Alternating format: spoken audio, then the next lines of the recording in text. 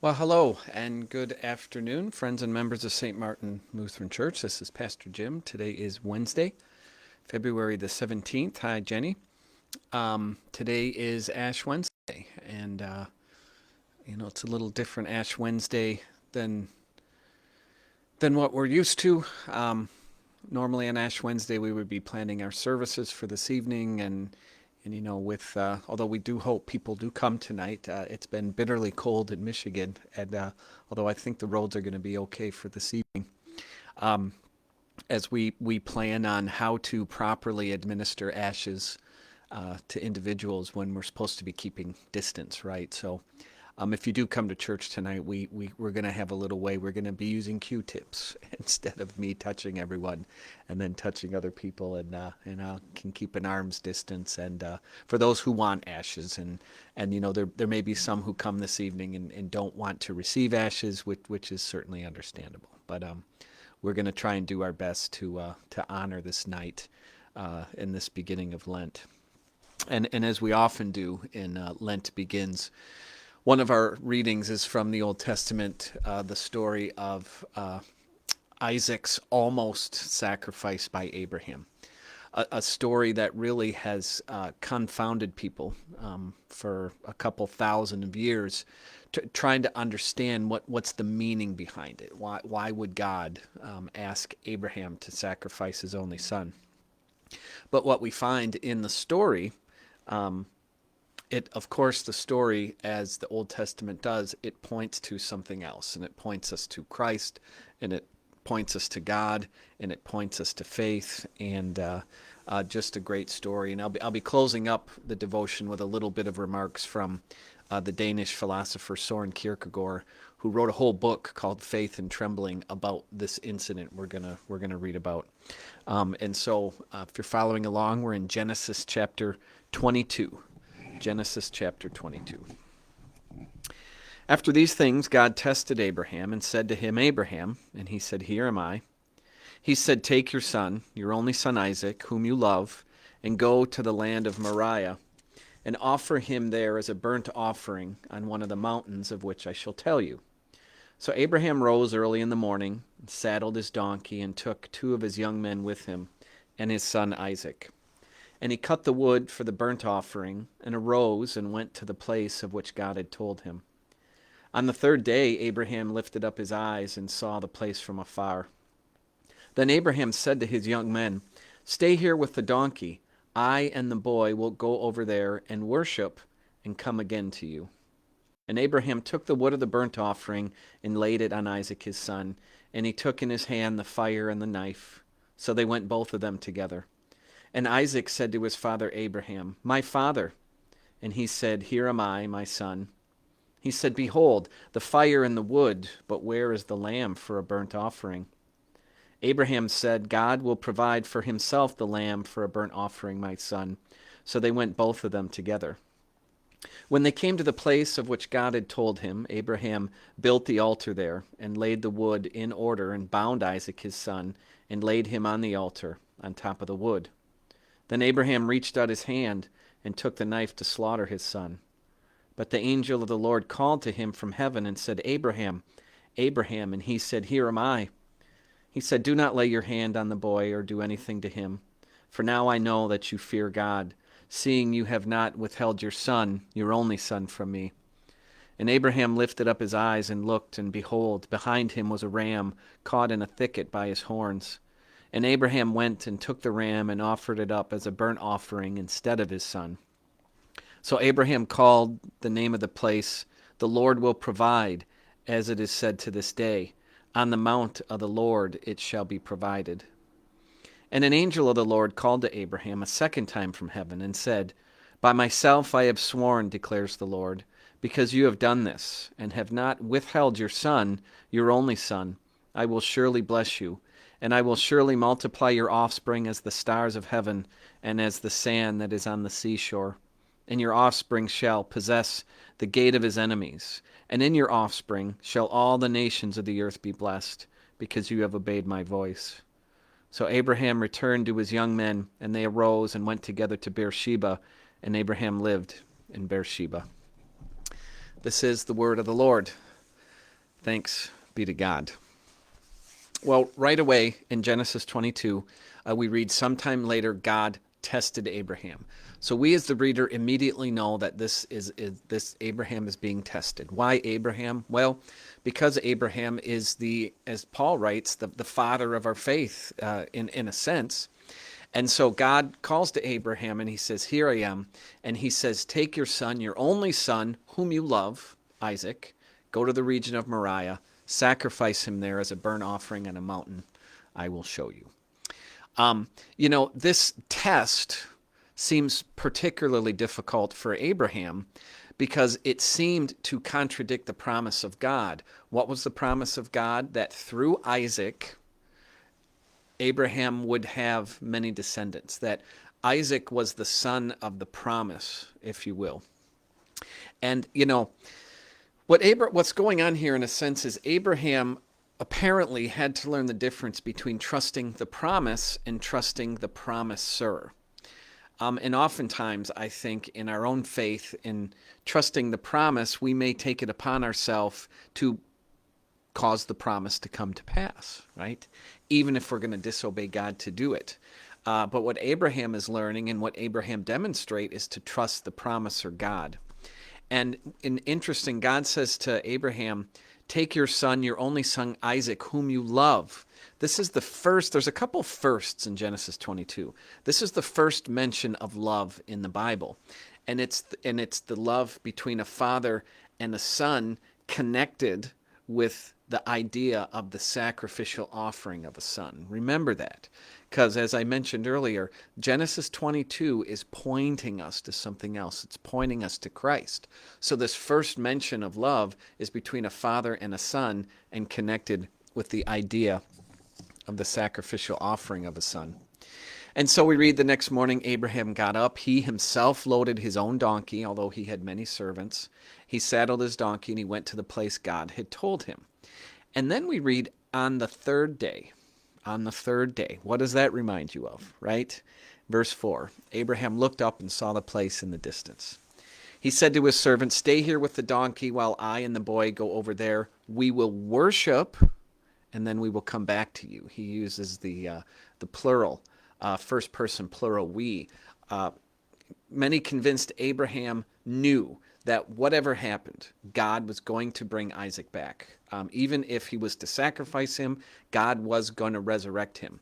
And this is a time in the Old Testament where resurrection isn't even really talked about as a thing, and yet Abraham trusted God would see his promises through. On the third day, they go to the region of Moriah, which Mount Moriah is associated with modern-day Jerusalem today, and we read that in 2 Chronicles chapter 3. And so I mentioned earlier that the first mention of love is here, and it's the love between a father and son. This is the first use of the word worship in reference to God.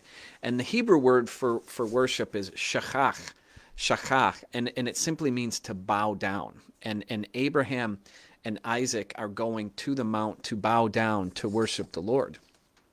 And yet Abraham says, we're going to come back. We're going to come back. Abraham's faith was in the knowledge that should Isaac die, God would raise him from the dead. Why? Because God had promised that Abraham knew with God anything was possible. And so we read Abraham went about the business of offering the sacrifice. Isaac asks him the question we would all be asking at this time, and he says, where is the sacrifice, Dad? Where is it? And Abraham says, my son, God will provide for himself the lamb for a burnt offering. Abraham knew God would provide a sacrifice, and it would be a lamb. And the question that has been asked by all the faithful, from Isaac to Moses to David to Isaiah, all the way to the time of John the Baptist, when he finally declares, behold, the Lamb of God who takes away the sin of the world. And so just about as Abraham is ready to carry out the deed, God stops him. An angel of the Lord calls out and says, Abraham, and he says, don't lay your hand on the boy. Don't do anything to him. I know that you fear God and you have been willing to offer your only son. Don't lay your hand on him. Now, if we take anything from this story, because, especially non-Christians or maybe even people of liberal Christianity have looked at this story with disdain, right? Because in a sense, they're saying, well, God was asking Abraham to do what all the pagan gods, particularly Molech, where they would people would sacrifice their own children, and that was a detestable practice and not to be practiced by the Hebrews. And yet here is God calling Abraham to do that very thing. But of course, what we know is that God didn't call him to do that. That when God asked Abraham for the ultimate demonstration of love and commitment, he asked for his son. And when God, the Father, wanted to show the ultimate demonstration of his love and commitment to you, he gave us his son. That God, in a sense, did what Abraham didn't have to do. That Abraham didn't have to do. And you can't miss the illusion here. That's what it's pointing to. It's pointing us to not just a lamb that has to be sacrificed over and over again for sins, but the Lamb of God who will take away the sin of the world.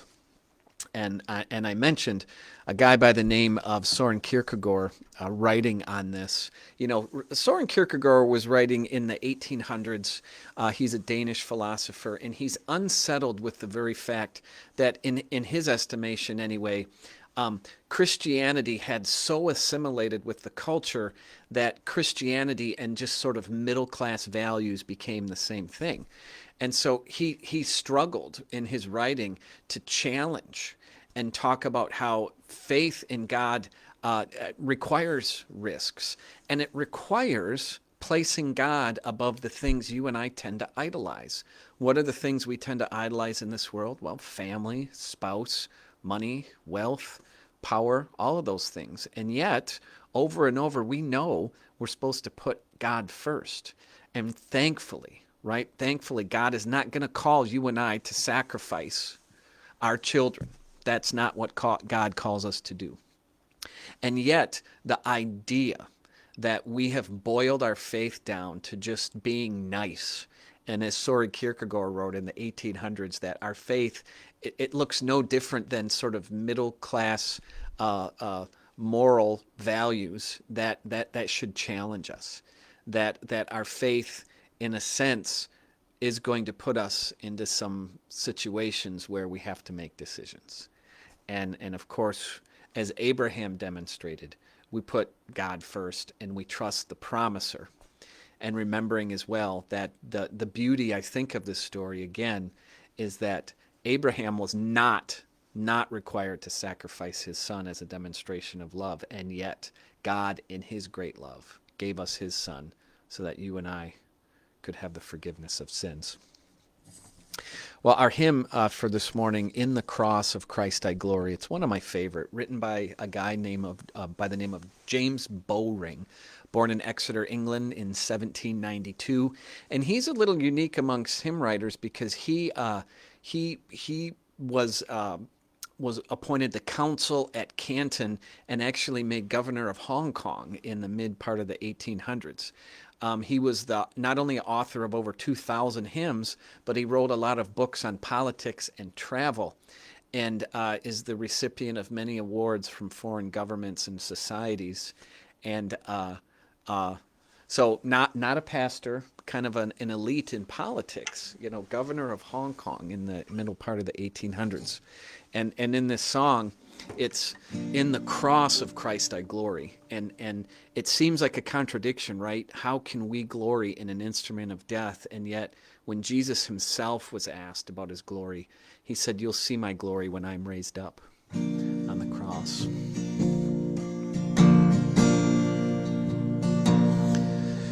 In the cross of Christ I glory, towering o'er the wrecks of time. All the light of sacred story gathers round its head sublime. When the woes of life o'ertake me, hopes deceive and fears annoy. Never shall the cross forsake me.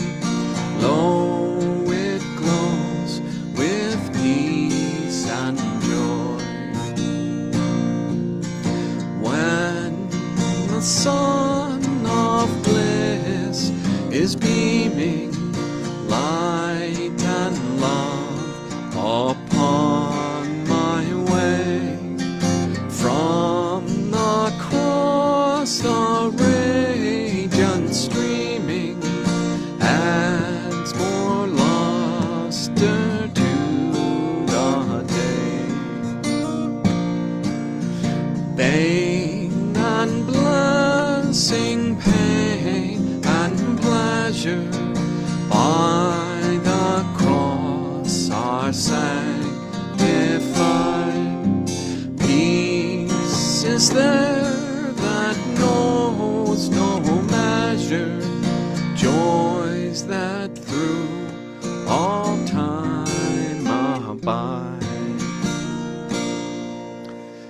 The Lord bless you and keep you. The Lord make his face shine upon you and be gracious unto you. The Lord look upon you with favor and give you peace. Receive the Lord's blessing. Be a blessing to others. I love you guys. Join us this evening at 6 for our Ash Wednesday service. And in all things, remember, trust in the promiser. God bless. We'll see you soon.